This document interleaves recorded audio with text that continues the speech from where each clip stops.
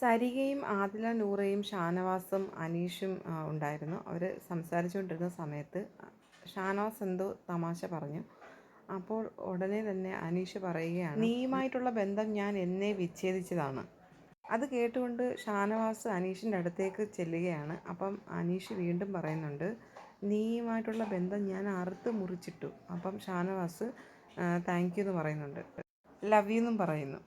വീണ്ടും ഷാനവാസ് ചിരിച്ചുകൊണ്ട് പറയുന്നുണ്ട്, അപ്പം ഞങ്ങൾ തമ്മിൽ ബന്ധം ഉണ്ടായിരുന്നു. എല്ലാവരും കൂടി ഇരുന്ന് സംസാരിച്ചുകൊണ്ടിരുന്നപ്പം അനീഷ് പറയുന്നുണ്ട്, ഞങ്ങളുടെ അവിടെ മനുഷ്യരുമായിട്ട് ഇണങ്ങി ജീവിക്കുന്ന ഒരു മൃഗമാണ് കഴുത. ഭാരം ചുമക്കുന്ന ഒരു മൃഗമാണ് കഴുതയെന്നാണ് അനീഷ് പറയുന്നത്. ഷാനവാസ് അത് കറക്റ്റായിട്ട് പറയുന്നുണ്ട്. എല്ലാവർക്കും അറിയാവുന്ന കാര്യം കഴുതയെന്ന് പറഞ്ഞാൽ ബുദ്ധിയില്ലാത്തൊരു സാധനമാണെന്നാണ്. ബുദ്ധിയില്ലാത്ത ജന്തു. അനീഷ് ഉടനെ വാദിച്ചു തുടങ്ങി, ഏത് മൃഗത്തിനും അതിൻ്റേതായ ഗുണങ്ങളുണ്ട്. ഷാനവാസ് ഉടനെ സീറ്റിൽ നിന്ന് എണ്ണീച്ചിട്ട് പറയുന്നുണ്ട്, കഴുതയെന്ന് പറഞ്ഞു കഴിഞ്ഞാൽ ബുദ്ധിയില്ലാത്തൊരു ജന്തു, എല്ലാവർക്കും അറിയാവുന്ന അങ്ങനെയാണ്. അത് മോശമായിപ്പോ എന്ന് പറഞ്ഞുകൊണ്ട് ഷാനവാസ് എണ്ണീച്ചങ്ങ് നടക്കുകയാണ്. അനീഷ് വീണ്ടും ഉച്ചത്തിൽ പറയുകയാണ്, ഭാരം ചുമക്കാൻ വേണ്ടി മനുഷ്യർ കൊണ്ടു നടന്ന ഒരു ജീവിയാണ് കഴുത.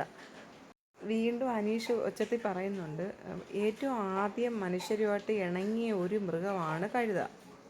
ഭാരം ചുവക്കുന്ന ഒരു ജീവിയാണ്, ഒരു മൃഗമാണ് കഴുത എന്ന് വീണ്ടും വീണ്ടും അനീഷ് പറഞ്ഞുകൊണ്ടേയിരിക്കുകയാണ്.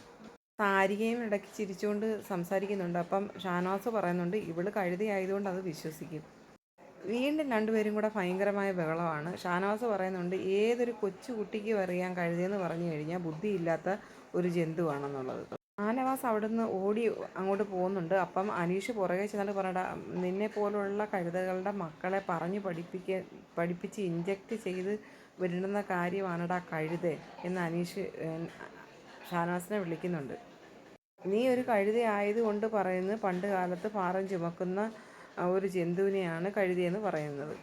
മനുഷ്യരുമായിട്ട് ഇണങ്ങി ജീവിച്ച നല്ലൊരു മൃഗമാണ് കഴുതയെന്ന് അനീഷ് പറയുന്നുണ്ട്. സരികയും റെന ഫാത്തിമയും ഇടയ്ക്ക് നിന്ന് ചിരിച്ചുകൊണ്ട് പറയുന്നുണ്ട്, ഇത് കറക്റ്റ് ചെയ്ത് കൊടുക്ക്, വാദിക്കെന്ന് പറഞ്ഞിട്ട് സരിക തമാശ രൂപേണ ഇവർ എല്ലാവരും കൂടെ ബഹളം വെക്കുകയാണ് അവിടെ. വീണ്ടും അനീഷ് അവിടെ ഒനിലും അഭിലാഷും ഒക്കെ ഇരിപ്പുണ്ട്. അവിടെ ഇരുന്നുകൊണ്ട് അനീഷ് കൊരങ്ങാന്ന് വിളിക്കുന്നുണ്ട്. ആരെയെന്നുള്ളത് എന്നില്ലാതെ എന്ന് വെച്ചാൽ ആരുടെ മുഖത്ത് നോക്കിയല്ല വിളിക്കുന്നത്, അല്ലാതെ അവിടെ ഇരുന്നുകൊണ്ട് വിളിക്കുക കൊരങ്ങാന്ന്. സരികയും ആദിലയും ഒക്കെ ആനയുടെ കാര്യം പറയുന്നുണ്ട്. പിന്നെ അത് കഴിഞ്ഞിട്ട് കഴുതയായി, അത് കഴിഞ്ഞിട്ട് ഇപ്പം കുരങ്ങനിലേക്ക് എത്തിയിരിക്കുകയാണ്. എല്ലാം കൂടെ ഭയങ്കര ബഹളമാണ്. അനീഷ് ഒരുവിധം ബഹളം വെച്ചിട്ട് ഇപ്പം ഒഴിഞ്ഞു മാറി നിൽക്കുന്ന ഒരു രംഗമാണ്. ഷാനവാസും സൈലൻ്റായിട്ട് ഇപ്പോൾ ഇരിപ്പുണ്ട്. ആദ്യം ഭയങ്കര ബഹളമായിരുന്നു. ഈ കഴുതെന്നുള്ള വാക്ക് പറഞ്ഞ സമയത്ത് രണ്ടുപേരും കൂടെ ഉള്ള കയർത്ത് ഭയങ്കര സംസാരമായിരുന്നു. രണ്ടുപേരും പറയുന്നത് വിട്ടുകൊടുക്കാൻ തയ്യാറല്ല. അനീഷ് പറയുന്നതും ഷാനവാസ് പറയുന്നതും രണ്ടാണ്. പക്ഷേ അനീഷ് സമ്മതിക്കാൻ തയ്യാറല്ല. കഴുതയെന്ന് പറഞ്ഞു കഴിഞ്ഞാൽ സ്നേഹമുള്ള ഒരു ജീവിയാണെന്ന്, ഭാരം ചുമക്കുന്നതാണെന്നാണ് അനീഷ് പറയുന്നത്.